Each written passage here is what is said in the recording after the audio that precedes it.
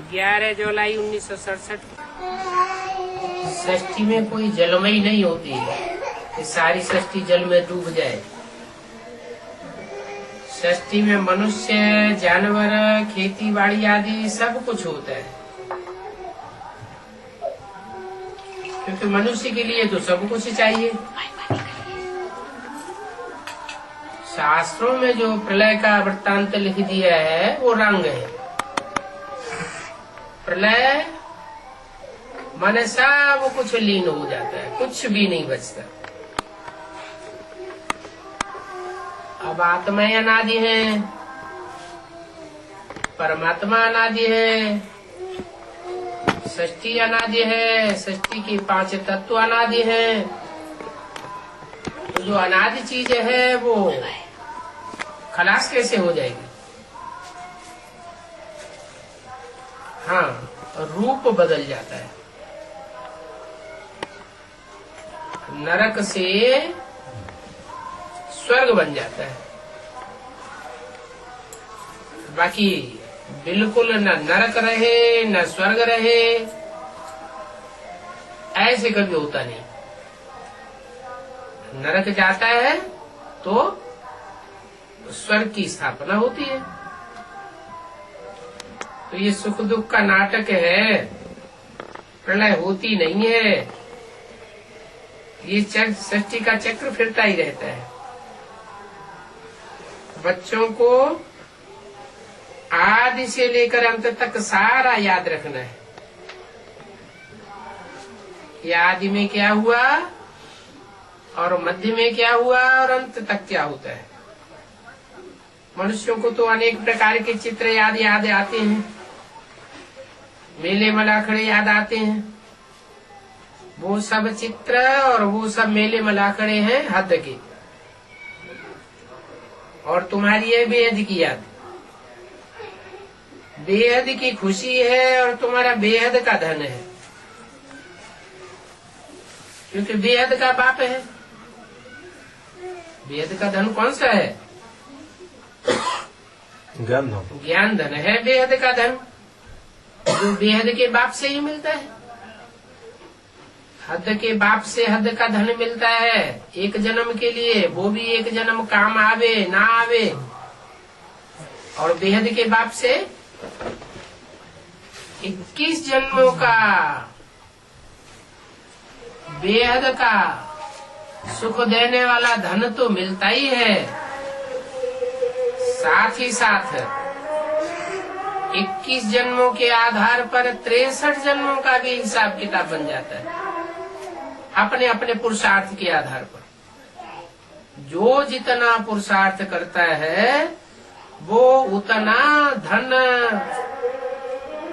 स्वास्थ्य, खुशी अनेक जन्मों की प्राप्त कर सकता है। पुरुषार्थ का रास्ता बाप बताते हैं। जो रास्ता बताते हैं उसको ही ज्ञान कहा जाता है। ये बाप का ज्ञान धन और किसी मनुष्य मात्र गुरु के पास, गोसाई के पास, पंडित के पास, विद्वान आचार्य के पास नहीं हो सकता। ये बेहद की खुशी का धन है जो बेहद के बाप आकर के देते हैं। हद के बाप से तो हद का ही वर्षा मिलेगा, बेहद के बाप से बेहद का सुख मिलता है। रास्ता बताने वाला तो बाप है। अब जो जितना चाहे उतना ले, ऐसे तो सुख होता ही है धन से। वो विनाशी धन है और ये है अविनाशी, बाप का अविनाशी धन। इससे अविनाशी सुख होता है। धन तो वहां पर भी अपार होता है, वहां सब कुछ सतो प्रधान होता है,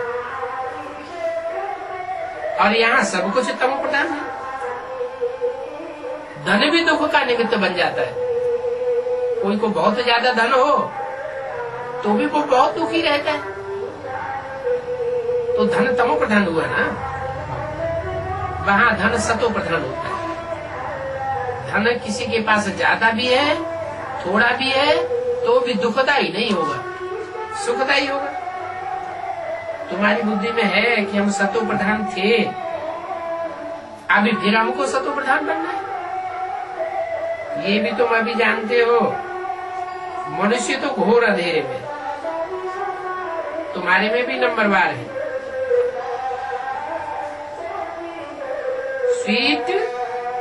स्वीटर और स्वीटेस्ट तो होते ही है ना, इससे भी स्वीट होने वाले हैं, वो ही ऊंच पद पावेंगे। स्वीटेस्ट तो वो है जो बहुतों का कल्याण करते हैं, सिर्फ अपना ही कल्याण करते हैं तो उनको स्वीटेस्ट नहीं कहेंगे। बाप भी स्वीटेस्ट है तो सबका कल्याण करता है। कोई माखी व चीनी आदि को स्वीटेस्ट नहीं कहा जाता है। ये तो मनुष्य की चलन के आधार पर कहा जाता है कि ये बहुत मीठा है। कहते हैं ना ये स्वीट चाइल्ड है। सत्युग में कोई भी ऐसे शैतानी की बात होती नहीं है। इतना ऊंच पद जो पाते हैं तो जरूर इतना ऊंच पुरुषार्थ भी किया होगा।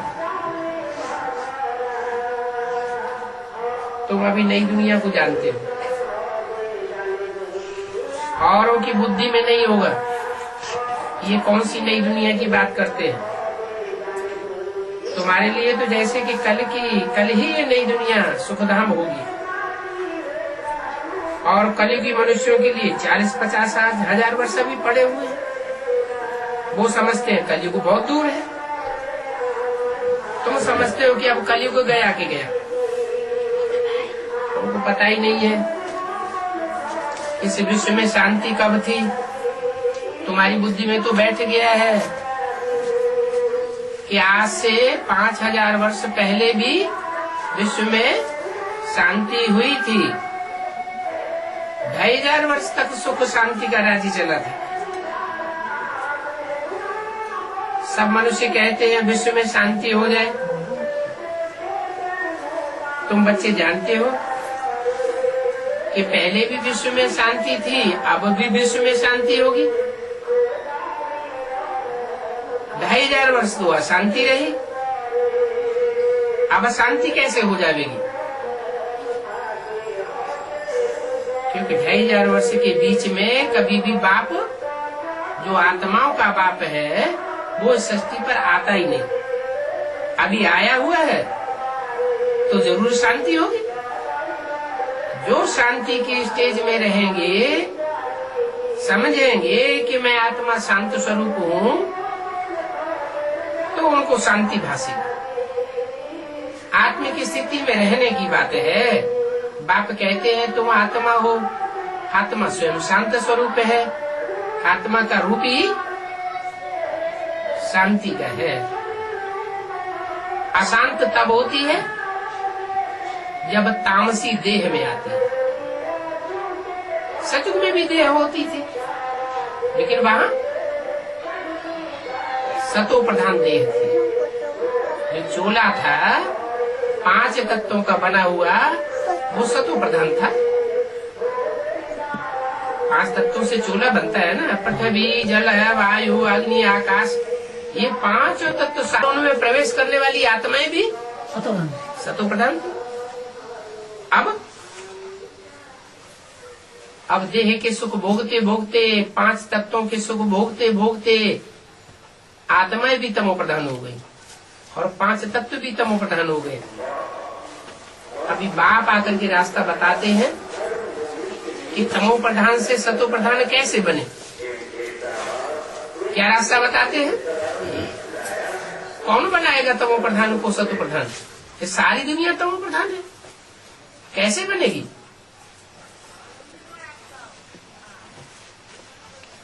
कोई तो निमित्त बनेंगे। कौन निमित्त बनेंगे? आत्मा ही निमित्त बनती है।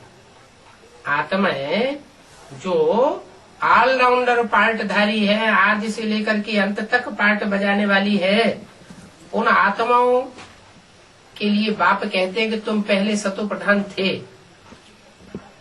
100% शांति की दुनिया में थे, 100% शांति तुमने भोगा, सुख तुमने भोगा, पीस प्रॉस्पेरिटी तुमने भोगी, तो तुमने भोगी है तो तुम ही पहचानते हो कि आत्मा क्या है और आत्मा का बाप परमात्मा क्या है। जिन्होंने ऑलराउंड पार्टी नहीं बजाया ड्रामा में, वो उतना नहीं पहचानेंगे। जितना जितना जो आत्मा जैसा जैसा पार्ट बजाती है, जास्ती पार्ट बजाने वाली है तो जास्ती पहचानेगी, कम पार्ट बजाने वाली है तो कम पार्ट बजे। जैसे बैटरी होती है, बैटरी बड़ी होगी तो उसमें ज्यादा पावर भरेगी, ज्यादा लंबे समय तक चलेगी।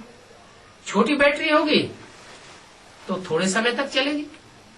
ऐसे ये आत्मा रूपी बैटरीज है तो एक जैसी देखने में, लेकिन पावर उनमें नंबरवार भरती है। कोई तो इतनी पावर भरते हैं कि आज से लेकर के अंत तक 82-83 जन्म तक भी सुख में रहते, दुख नाम की चीज उनको भासती नहीं। हाँ, आखिर में तो सबको तो प्रधान बनना है। माया किसी को नहीं छोड़ती क्या? इसलिए कहते हैं जैसे बाप सब शक्तिवान है, वैसे माया भी सर्वशक्तिवान है। माया की लड़ाई भी आधा कल्प चलती है। आधा कल्प माया का राज्य चलता है और आधा कल्प मायापति भगवान का राज्य चलता है। तो दोनों की बराबर की टक्कर है। अभी जीत किसकी होनी है? अभी तो भगवान की जितनी है। अभी जीत होनी है तुम बच्चों की। कौन से बच्चों की जीत होनी है? जिन्होंने पूरे 84 जन्म लिए, उनकी पूरी जीत होनी है। ऑलराउंड पार्ट बजाते हैं तो उनकी बुद्धि में जल्दी बैठ जाता है कि हम पहले सतो प्रधान थे, अब हम तमो प्रधान बने हैं, अब हमको सबसे पहले सतो प्रधान बनना है। ये तुम्हारी बुद्धि में आता है। 83 जन्म 82 जन्म लेने वालों की बुद्धि में ये बात नहीं आती है। तो वो समझते हैं कि अभी 40-50 हजार वर्ष कलयुग के पड़े हुए हैं, और तुम क्या समझते हो कि अब ये पुरानी कलयुगी दुनिया गई कि गई, एटम बम बने पड़े हैं। भगवान आया था, थोड़ी टाइम के लिए रुका है। हाँ, भगवान आया था और आते ही एटॉमिक एनर्जी बनना शुरू हो गई। इसलिए भगवान जिस तन में आता है उस तन के टाइटल के साथ ही लगाते हैं भक्ति मार्ग में हर हर बम बम। हर कहते हैं पापों का हरण करने वाला। दुनिया में जो पाप बढ़ जाते हैं उन पापों का हरण करने वाले का नाम रखा है हर।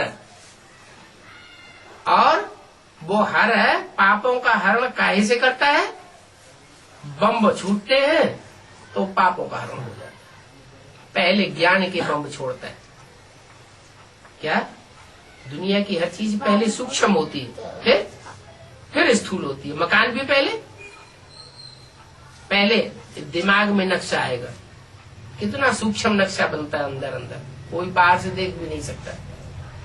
बाद में नक्शे पर कागज के ऊपर नक्शा बनाया जाता है, फिर छोटा सा ढांचा बनाया जाता है मकान का, बाद में स्थूल मकान खड़ा कर दिया जाता है। तो ऐसे ही ये सृष्टि का निर्माण भी पहले ब्रह्मा के मन के संकल्पों में होता है। इसलिए गायन है ब्रह्मा के संकल्पों से सृष्टि रची गई। अब ब्रह्मा के संकल्पों से सृष्टि रची जाएगी तो क्या ब्राह्मणों के संकल्पों से सृष्टि नहीं रची जाती होगी? वो अपना योगदान नहीं देंगे?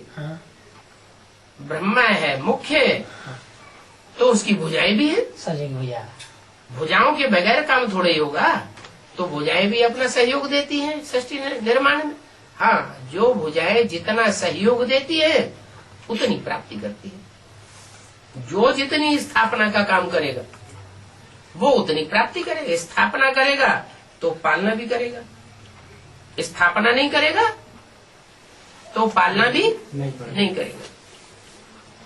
तो स्थापना करना अच्छा या विनाश करना अच्छा? कंस्ट्रक्शन करना अच्छा और डिस्ट्रैक्शन करना अच्छा नहीं है। डिस्ट्रैक्शन करने वाले राजा ही प्राप्त नहीं करते, और कंस्ट्रक्शन करने वाले, स्थापना करने वाले राजा ही प्राप्त कर लेते हैं। तो तुम बच्चे हो स्थापना, पालना और विनाश तीनों का कार्य करने वाले, लेकिन विनाश तुम डायरेक्ट नहीं करते हो कि कोई स्थूल में एटम बम बनाओ या बाहुबल चलाओ या तोप बंदूक चलाओ। ये तुम्हारा डायरेक्ट काम नहीं है। तुम्हारे संकल्प मात्र से ही इस सृष्टि पर विनाश की लीला खड़ी हो जाती है। जैसे रामायण में कहा, भ्रकुटी विलास सृष्टि लय हुई। क्या एक क्रोध की झलक भी आ गई तो भी विनाश हो जाता है। कब? जब योग की पावर पूरी बढ़ जाएगी। इसलिए बाबा कहते हैं कि अच्छे संकल्प करना है। क्या हमारे थोड़े से संकल्प से, दुष्ट संकल्प से दुनिया का बहुत अकल्याण हो जाएगा। अभी हमें ऐसी प्रैक्टिस करनी है कि जिससे हमारे मन के अंदर से कोई दुष्ट संकल्प न निकले। जो भी संकल्प निकले सत संकल्प निकले, सदगति के संकल्प निकले। कोई की दुर्गति हमारे संकल्प से न होने पाए। भले कोई हमारा बुरा कर रहा है, हमारे लिए बुरा सोच रहा है, हमारे लिए बुरी वाचा निकालता है, गालियां देता है, दुष्ट वाइब्रेशन फैलाता है, तो भी हमको क्या समझना है? अरे पूर्व जन्म ने हमने इसके साथ ऐसा किया होगा तो उसका रिटर्न हमको दे रहा है। हिसाब किताब पूरा हो रहा है। बाकी जब हिसाब किताब पूरा हो जाएगा तो कोई हमको दुख नहीं देगा। लक्ष्मी नारायण जो बन जाएंगे, उन लक्ष्मी नारायण को कोई दुख देने वाला होगा क्या? होगा नहीं। जो सुखदायी आत्मा बनेगी, संपूर्ण आत्मा बनेगी, उसको कोई दुख नहीं दे सकता। तो अपनी सृष्टि हम अपने आप निर्माण कर रहे हैं। अज्ञानी लोग कह देते हैं भगवान ही सुख देता है, भगवान ही दुख देता है। लेकिन भगवान दुख देने वाला तो दुखदाता कहना चाहिए भगवान को। भगवान को कोई दुखदाता कहता है क्या? नहीं। भगवान को क्या कहा जाता है? सुखदाता कहा जाता है। भगवान को तो कोई दुखदाता नहीं। रावण है जो रुलाता है तो उसका नाम ही पड़ गया रावण। रावयते लोकान, लोगों को जो रुलाता है सो रावण।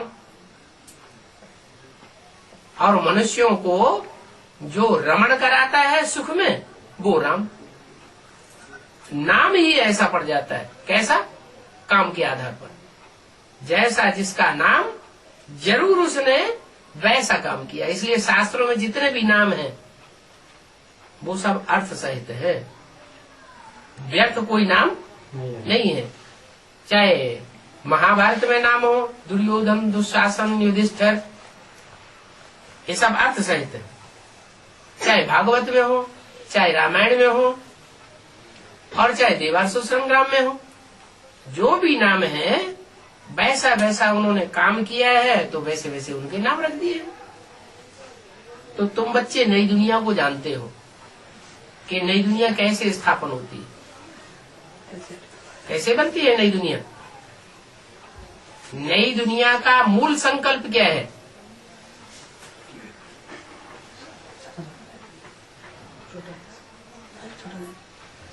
वो कौन सा संकल्प है पहला पहला जिससे नई दुनिया की बनने की शुरुआत होती है?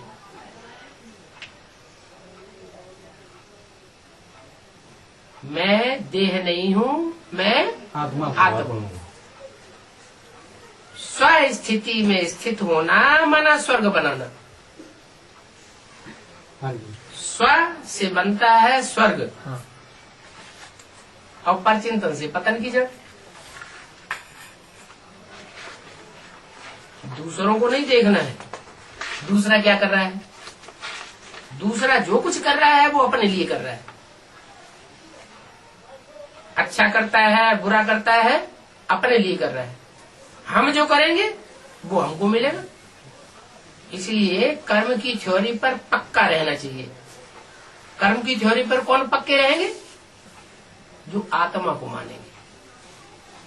नास्तिक लोग आत्मा को ही नहीं मानते, तो पुनर्जन्म को मानेंगे? पुनर्जन्म को भी नहीं मानते। तो जब पुनर्जन्म को ही नहीं मानेंगे, आत्मा को ही नहीं मानेंगे, तो स्वर्ग नरक को क्या मानेंगे? न स्वर्ग को मानेंगे, न स्वर्ग के रचयिता को मानेंगे। स्वर्ग को भी नहीं मानते, स्वर्ग के रचयिता को भी नहीं मानते, स्व स्थिति को भी नहीं मानते, अपनी देह को ही सब कुछ समझते हैं कि जब तक हम जिंदा हैं तब तक हम हैं। देह अहंकार में रहते हैं कि हम देह हैं, बस देह के अलावा और कुछ नहीं। तो उससे दुनिया में बनता है दुख, रौरव, नरक, देह समझने से। और आत्मा समझने से, स्व को पहचानने से स्वर्ग बनता है। तो सुबह से लेकर के शाम तक और शाम से लेकर सुबह तक, रात में सोते भी अपन को स्टार आत्मा समझने की तांत लगी रहनी चाहिए। जितना जितना हम आत्मा की स्थिति में स्थित होंगे, परमात्मा बाप हमारे पीछे पीछे दौड़ेगा। हाँ जी। स्वतः ही उसकी याद आएगी। आत्मा की स्थिति वाला जो है वो ही सर्विस कर सकता है। जो देवान में रहने वाला है, कितनी भी भाग दौड़ करे, कितनी भी भाषणबाजी करे, उससे डिसर्विस ही होगी, सर्विस नहीं होगी। कुछ नहीं पाते। इसलिए मुरली में कहते हैं कि अपन को आत्मा समझकर दूसरों को ज्ञान समझाओ। आत्मा समझकर नहीं समझाते हैं, देवान में रहकर के दूसरों को ज्ञान सुनाते हैं, तो डिसर्विस हो जाती है। जैसे एडवांस वाले भी बहुत से हैं। कोई ब्रह्मा कुमार कुमारी मिलेगा तो बड़े नशे में, मगरूरी में आकर के उनको सुनाएंगे, ऐसी ऐसी बातें सुनाएंगे जो डाउन हो जाते हैं। तो सर्विस की या डिसर्विस की? डिसर्विस। ईश्वर का ज्ञान सुना करके किसी के चेहरे में खुशी लाएं, ये सेवा हुई। या किसी का चेहरा लटक जाए, हम अपने को ऊंचा साबित कर दें और उसे नीचा साबित कर दें, तो सर्विस हुई। वो तो डिसर्विस हुई। ज्ञान का मतलब ही है जानकारी। काय की जानकारी? सुख की दुनिया की जानकारी, सुखदाता की जानकारी। सुखदाता कैसे हम आत्माओं को आत्म की स्थिति में स्थित करा के हम बच्चों के द्वारा स्वर्ग की स्थापना कराता है। आत्मा अभिमानी बच्चे ही स्वर्ग की स्थापना के निमित्त बनते हैं, देह अभिमानी स्वर्ग की स्थापना के निमित्त नहीं बनते। कितने बनेंगे आत्मा अभिमानी? 4.5 लाख ऐसी आत्माएं निकलेंगी जो जीते जी शरीर के रहते हुए भी आत्म की स्थिति में स्थित होने वाली होंगी। जब वो तैयार हो जाएंगे आत्म की स्थिति में, फिर इस बम्बोर को आग लग जाएगी। क्यों? 4.5 लाख जो शरीर से है और उनमें प्रवेश करने वाली जो 4.5 लाख आत्माएं हैं, राधा कृष्ण जैसी, उनके अलावा और कोई भी 16 कला संपूर्ण बनने वाली नहीं। जो भी इस सृष्टि पर है वो सब अधूरी आत्मा बनेंगे, अधूरी आत्मा की स्थिति वाली बनते हैं। इसलिए 4.5 लाख वो तैयार हुए और दुनिया का विनाश, हाँ, वो लास्ट विनाश। ये अभी छोटा मोटा नहीं कि अभी अफगानिस्तान में थोड़ा सा हो गया, अभी इराक में थोड़ा सा हो गया, नहीं। ऐसे एक एक शहर तो ये जलते ही रहेंगे, हिरोशिमा नागासाकी की तरह। लेकिन लास्ट में जो धमाके होंगे उसमें सारी दुनिया 4.5 लाख को छोड़ करके सबको शरीर छोड़ना पड़ेगा। 4.5 लाख में भी बहुत से ऐसे विधर्मी आत्माएं हैं, दूसरे धर्म की छिलके वाली, उनको भी सेक लगेगा, उनको भी शरीर छोड़ना पड़े, क्योंकि दूसरे धर्म के थोड़े समय के लिए आत्म की स्थिति धारण कर पाते हैं, लंबे समय तक आत्म की स्थिति धारण नहीं करते। नहीं तो राधा कृष्ण का जब से जन्म होता है तब से लेकर के 36 तक 18 साल तक जो आत्म की स्थिति धारण करने वाली आत्मा है वो पक्की देवता धर्म की है।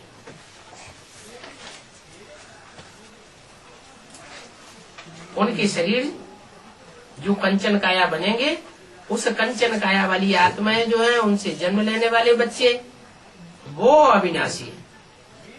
5000 वर्ष तक पाठ में जाते हैं। क्यों?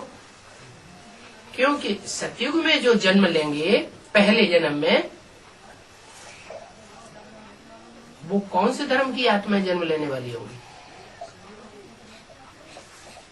सतयुग के पहले जन्म में दूसरे धर्म की छिलका वाली आत्माएं होंगी या नहीं होंगी? नहीं होंगे। हाँ? सतयुग में देवता जो सनातन धर्म आत्मा होता है वही होता है, वही होंगी। बाकी धीरे धीरे बाद में उतरते आएंगे। रहेंगे, धीरे धीरे उतरेंगे। 84 जन्म तो होंगे।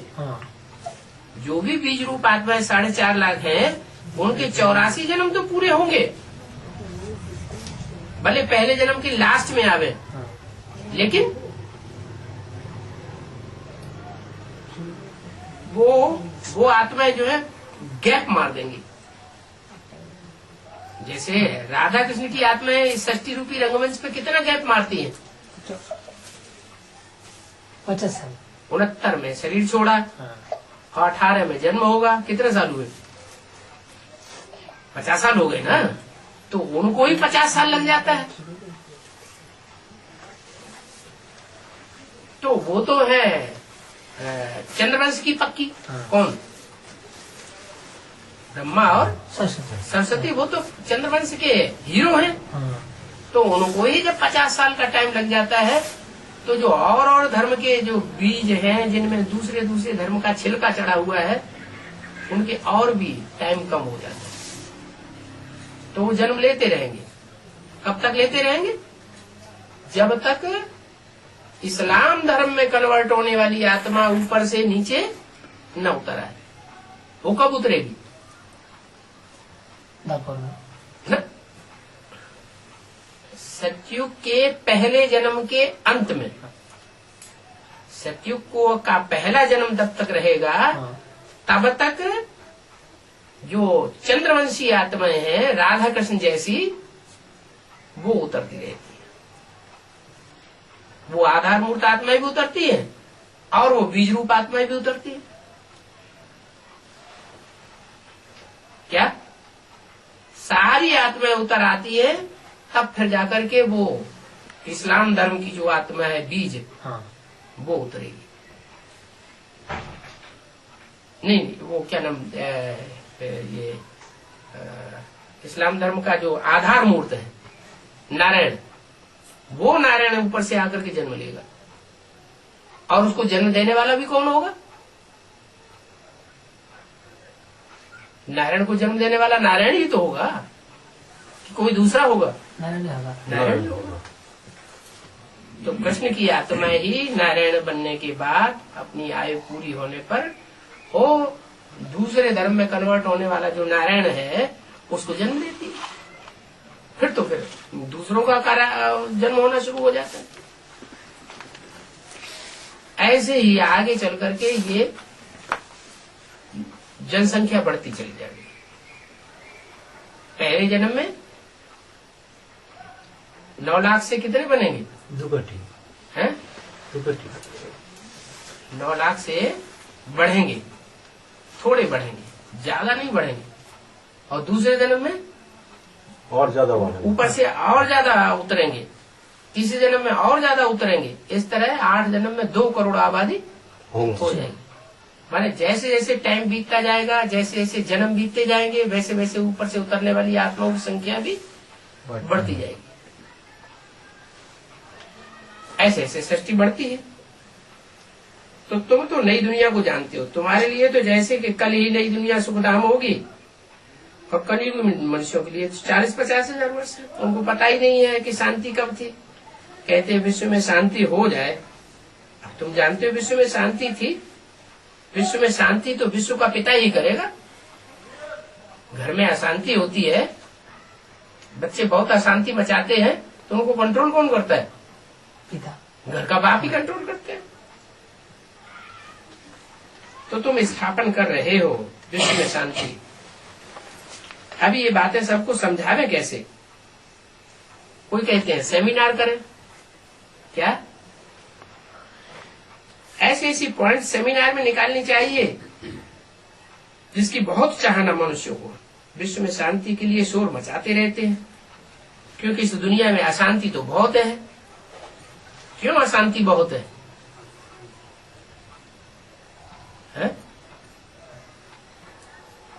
घर में एक धनी धोरी हो तो शांति होगी, या घर के अनेक धनी धोरी हो जाए तो घर में शांति होगी? जो एक होता है तो शांति होगी। एक घर में अगर वैश्यालय खुल जाए तो वैश्यालय में तो अशांति होगी ना। हाँ, एक धनी धोरी होगा शांति। तो शांति होगी। तो ऐसे ही है, दुनिया का हाल हो गया है। अभी सब बाप बने बैठे हैं, हाँ, सब भगवान बन करके बैठे हैं। जो जहाँ जाओ वहाँ तुंडे तुंडे मत भिन्ना, सब अपनी अपनी अलग अलग अपनी बातें सुना रहे हैं। किसी को पता ही नहीं है सच्चाई क्या है, लेकिन कहते हैं ऐसे वो हम। तो भगवान बाप आकर के असली बात बताते हैं और सबका भंडाफोड़ हो जाता है। फिर लक्ष्मी नारायण चित्र सबके सामने रखना है कि देखो सत्युग की आदि में इनका राज्य था, जिनका सत्युग की आदि में राज्य था वो ही अब फिर से आने वाले हैं, उनका ही फिर राज्य होगा तो सत्युग प्रत्यक्ष हो जाएगा। इनका जब राज्य था तब विश्व में शांति थी, अभी तो सारे विश्व में अशांति है। क्यों?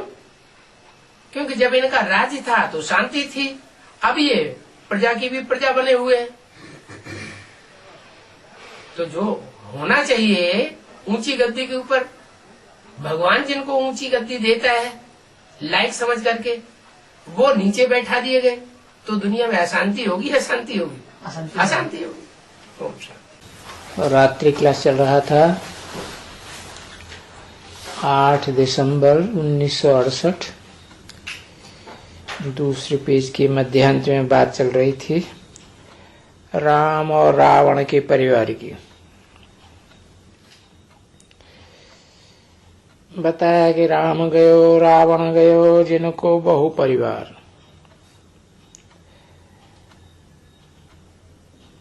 रावण के परिवार तो बहुत हैं, जितने विधर्मी हैं उतने सब जैसे रावण के परिवार। और फिर तुम क्या हो? कुछ भी नहीं हो। तो वो जो रावण संप्रदाय है वो सब जाने वाले हैं, और तुम्हारा परिवार रहने का है इस दुनिया में, बाकी तो सब जाने वाले हैं। वो जैसे कि वो तुमसे गुप्त में दुश्मनी करते हैं,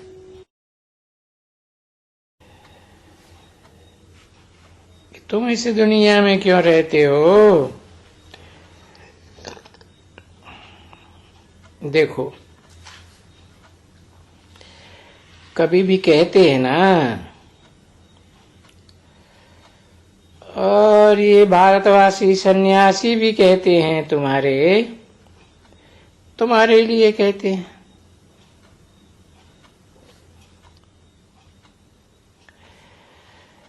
कि ये ब्रह्मा कुमारियां सारा दिन यही कहती रहती हैं कि 8 वर्ष में मौत होगा,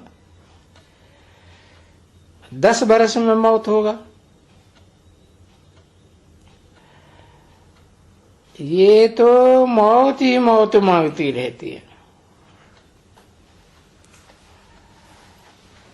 जैसे कि ये तो दुनिया का नाश करने के लिए पैदा हुई है।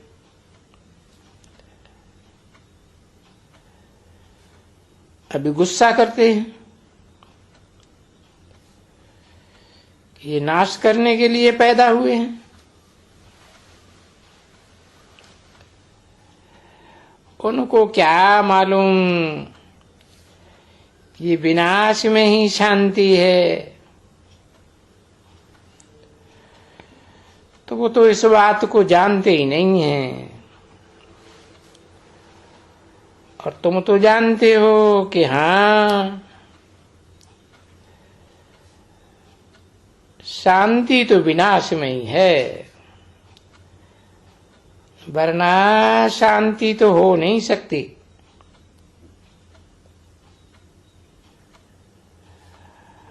और ये सब जब मर जाएंगे तब शांति हो जाएगी।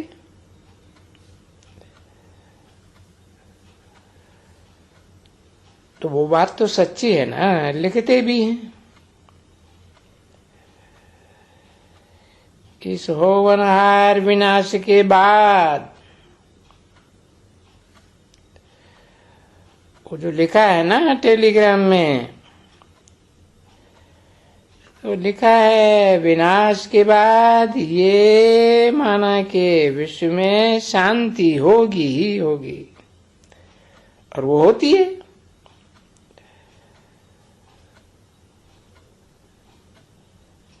तो अभी बुद्धि तो ऐसी है ना पत्थर, ये तो सभी जंगली जानवर हैं।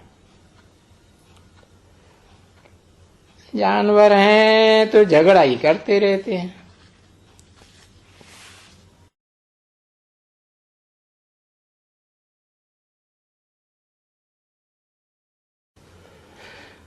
तो बाबा जब भी होते हैं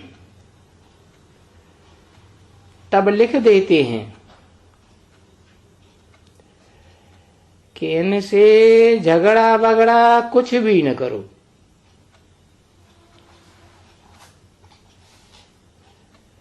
इनसे जास्ती बोलो ही नहीं। 8/12/1968 की रात्रि क्लास का 3रा पेज। सिर्फ इतना इतना कहो कि हमको बेहद के बाप का हुक्म है कि हम सभी आत्मा आत्मा भाई भाई हैं,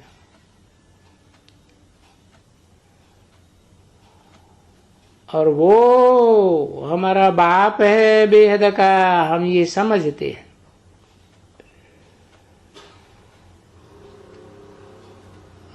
हम आत्मा हैं, देह नहीं है, और वो हमारा बाप है। अब इस बात को तुम समझो या न समझो,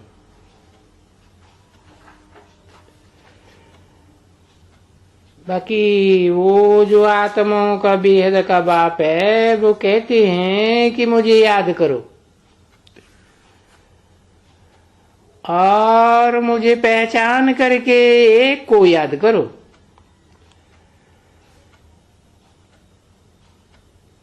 अनेकों की बेविचारी याद छोड़ो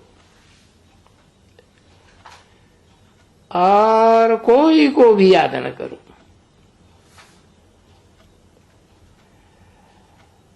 भक्ति मार्ग में भी वो भक्त लोग कहते हैं कि हे भगवान, जब तुम आएंगे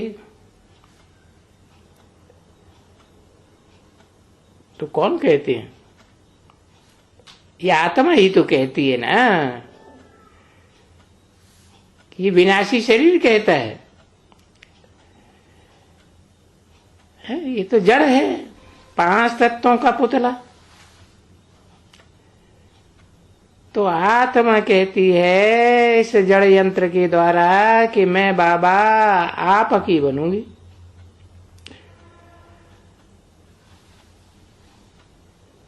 क्योंकि जब आप इस सृष्टि पर आएंगे और आकर के नई दुनिया स्थापन करेंगे, तो जरूर जब नई दुनिया स्थापन करेंगे तो आएंगे ना, तो मैं आपकी ही बनूंगी। अब बनूंगी या बनेंगे, बनूंगा। और ये तो बरोबर है कि नई दुनिया का मालिक बनेंगे।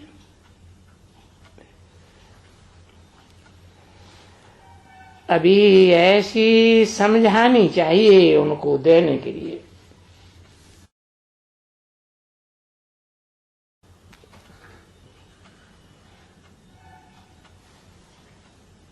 ऐसी समझानी चाहिए जो वो कुछ बोले ही नहीं।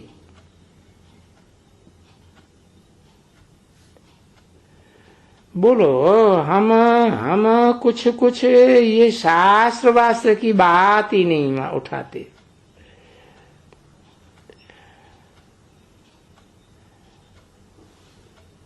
अभी हम शास्त्र पढ़ते हैं क्या? पढ़े हैं, पास्ट में पढ़े हैं, जन्म जन्मांतर पढ़े। अभी इन शास्त्रों को हम क्या पढ़ें?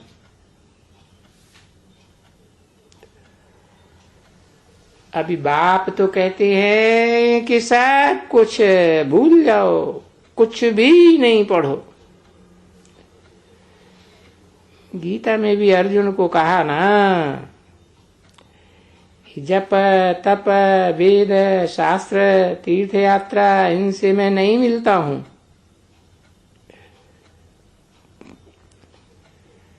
हे अर्जुन, तू कोरा कागज हो जा।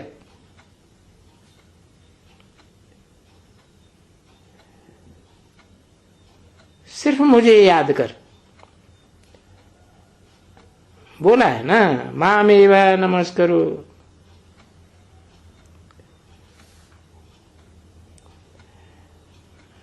तो फिर हम बच्चों को भी तो एक बाप की ही माननी पड़ती है ना। और बाप को ये जो भी है आर्य समाजी, उस निराकारक बाप को तो वो भी मानते हैं ना। भले साकार देवताओं को नहीं मानते हैं, निराकार को तो मानते ही हैं। ऐसे नहीं है कि नहीं मानते हैं, भगवान को तो मानते हैं। वो भी शिव जयंती मनाते हैं, बाकी जानते नहीं है कि जयंती तो साकार की होती है, निराकार की जय जयकार कैसे होगी।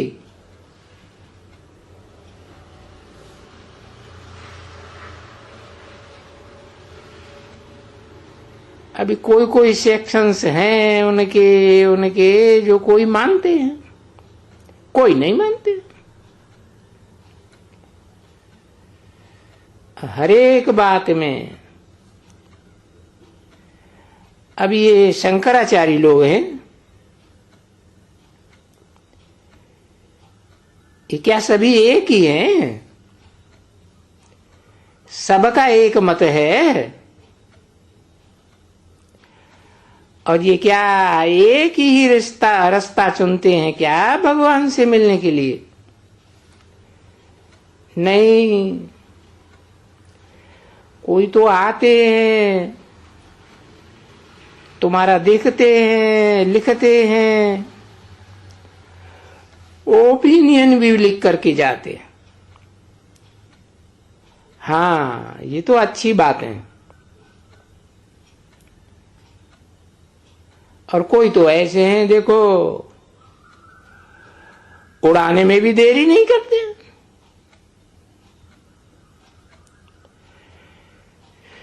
तो ये सारे आर्य समाजी भी तुम्हारे पास बहुत आते हैं।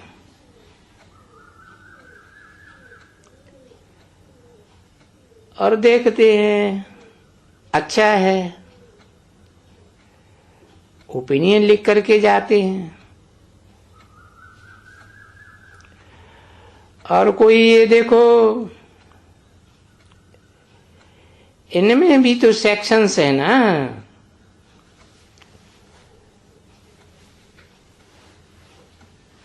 अनेक प्रकार के हैं। हाँ, कोई सेक्शन गरम है, कोई सेक्शन नरम है।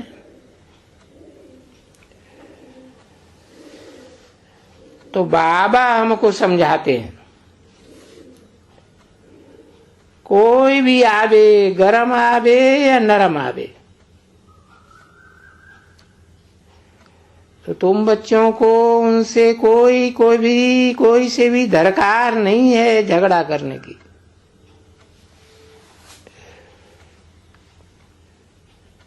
झगड़ा वगड़ा काहे का? क्योंकि क्रोध का भूत तो तुम बच्चों में है ही नहीं।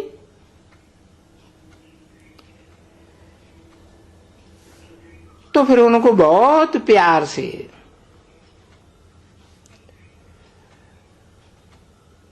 बहुत अजीजी से बाप का नाम लेंगे और पार पड़ जाएंगे।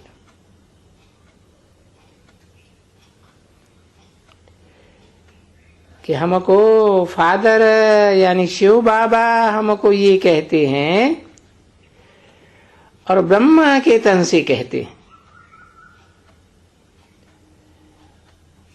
क्योंकि उन्हें तन तो चाहिए ना।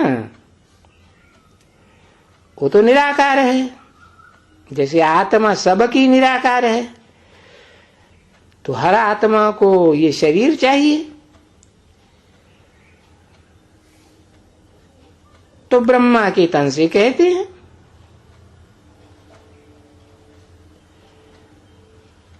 फिर किसी भी तन से कहो, क्योंकि ब्रह्मा नाम तो अनेकों के हैं। ब्रह्मा को कोई एक मुख थोड़ी दिखाया जाता है। अब तुम अर्जुन के तन से कहो या किसी के भी तन से कहो, वो तो सिर्फ कहते हैं मन मना भव, और ये बिल्कुल सीधा तीर है।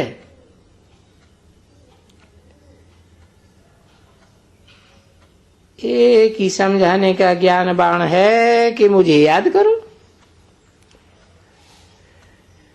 विचारी याद न करो, एक को याद करो। ऊंचे ते ऊंचे भगवंत को पहचान करके याद करो, और तो सभी देह के संबंध छोड़ मुझे याद करो।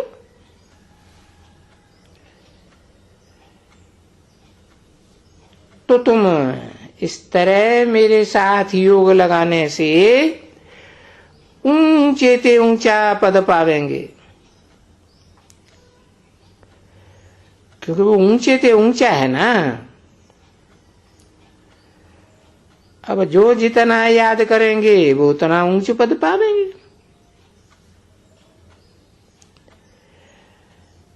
तो उनके साथ योग लगाने से तुम ऊंचे ते ऊंचे बन जाएंगे ना। उनके साथ ऐसे नहीं कहा उस एक के साथ, सिर्फ निराकार के साथ नहीं। वो निराकार भी जिन ब्रह्मा नामधारियों के बीच में परम ब्रह्म में परमानेंट प्रवेश करता है वो है ऊंचे ते ऊंच पार्टधारी। तो उसके साथ योग लगाने से ऊंचे ही बनेंगे। और वो ही है एक जो पतितों को पावन बनाने वाला है। पतित पावन भी है, मरा पतित और पावन का मेल है।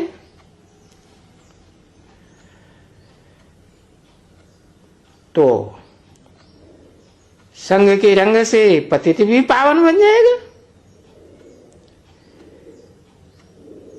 वो निराकार बाप तो निराकारी धाम से आता है ना।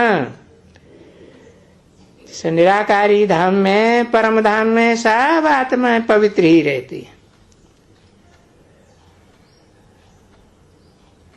तो उसको तो अपना शरीर ही नहीं है, तो पतित कैसे होगा? जन्म मरण के चक्र में ही नहीं आता। वो तो अकर्ता भुक्ता है। तो सदा पावन है, एवर प्योर है। तो उसे याद करने से हम भी पावन बन जाएंगे। अभी ये जो मुख्य बातें हैं, यही मुख्य मुख्य बातें याद करनी है।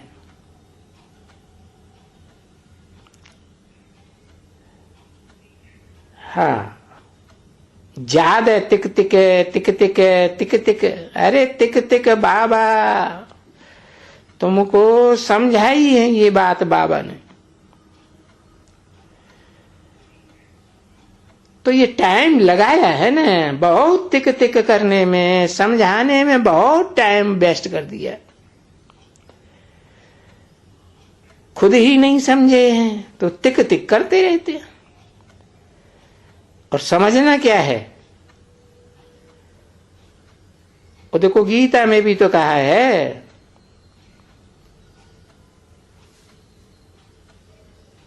बहुत संक्षिप्त ज्ञान है, क्षेत्र और क्षेत्रज्ञ को पहचान करके याद करना।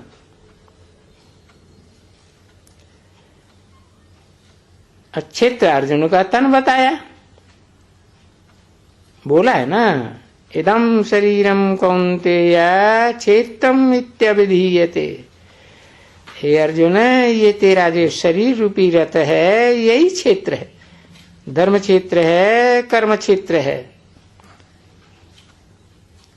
Central point of the world है। अब इस बात को समझते हुए कितना टाइम हुआ तुम बच्चों को?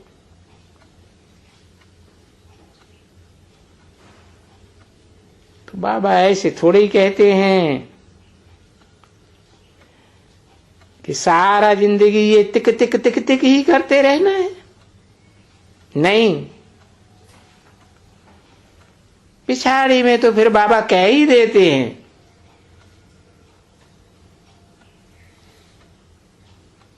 कि भाई अब इस समय में जास्ती तिक तिक नहीं करो,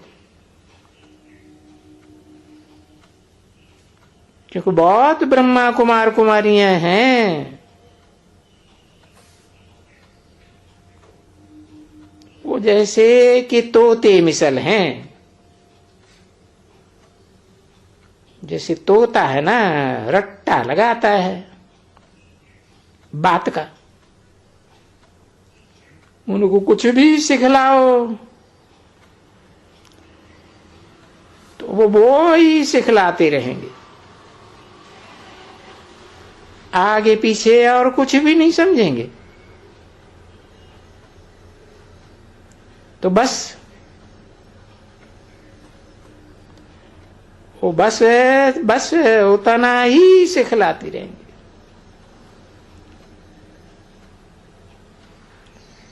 और बाप अगर वो ही बात समझाते रहे,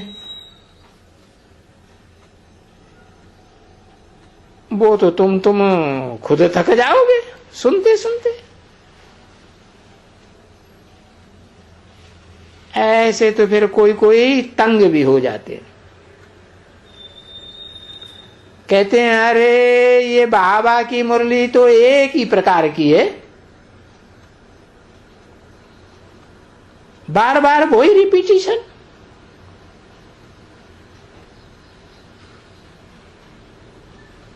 और बाप कहे आज तो मैं तुमको गुहिते गुह्य पॉइंट सुनाता हूं, रोज गुह्य बातें बताता हूं।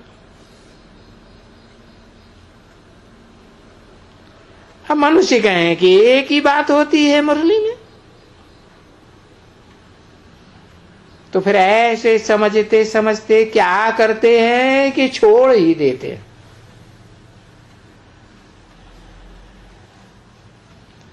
एक ही मुरली में देखा, दो मुरली में देखा,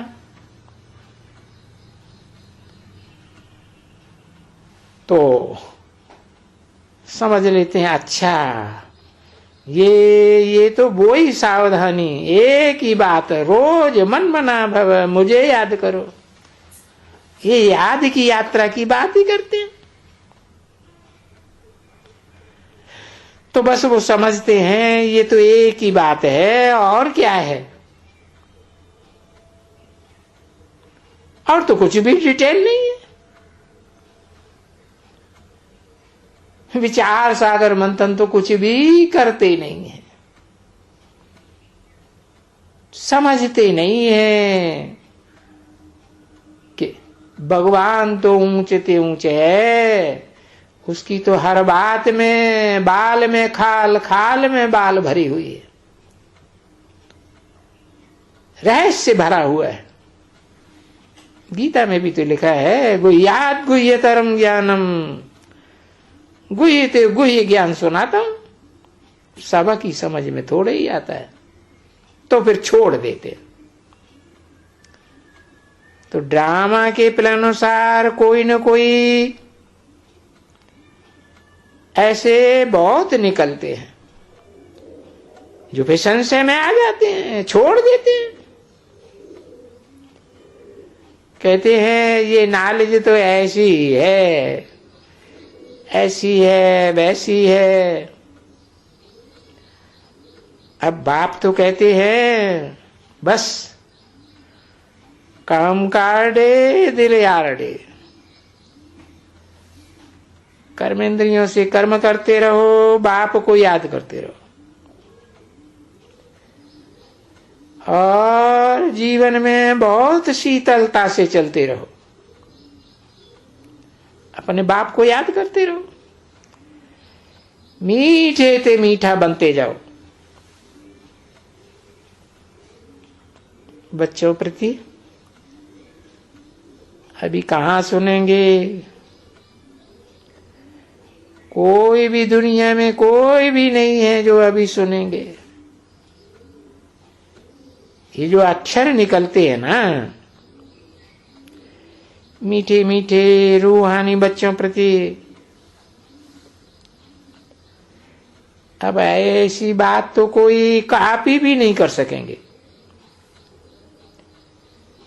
मीठे मीठे शिकिल दे रूहानी बच्चों प्रति, रूहानी बाप और दादा का दिल व जान से करो प्रेम से याद प्यार। Good night. मीठे मीठे रूहानी बच्चों प्रति, रूहानी बाप की नमस्ते।